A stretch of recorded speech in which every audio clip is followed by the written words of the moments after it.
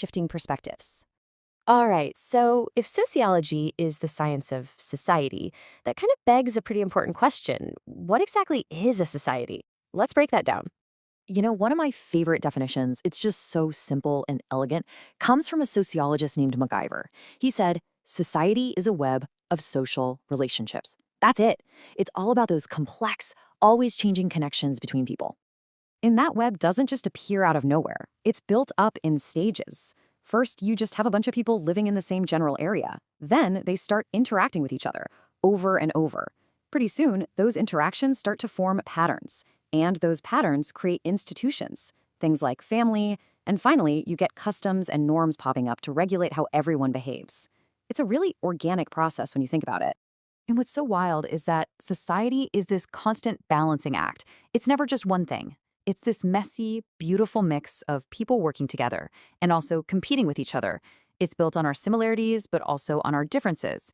And this whole thing is held together by culture, it's guided by social rules, and this is key, it is always changing. It is never, ever static.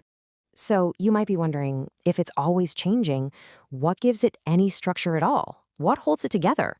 Well, that's where we get to what you could call the major pillars of society.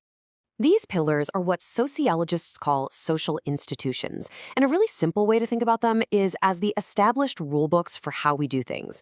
They're these big, organized patterns of behavior that have all grown up around meeting our most basic needs as a group.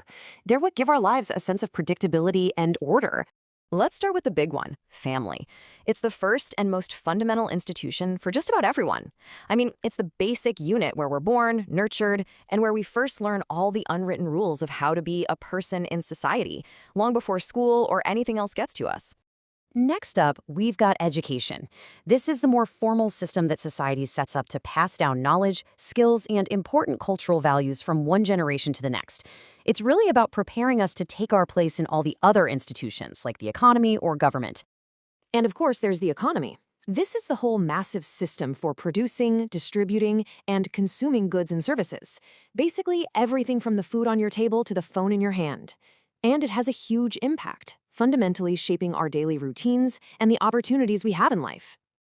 Now, to keep everything from falling into chaos, we have government and politics.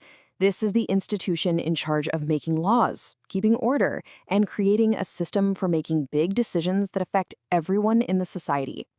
And finally, let's talk about religion. For a huge number of people and societies, this institution provides a really crucial set of beliefs and practices. It guides moral and ethical behavior, and it deeply influences a society's culture.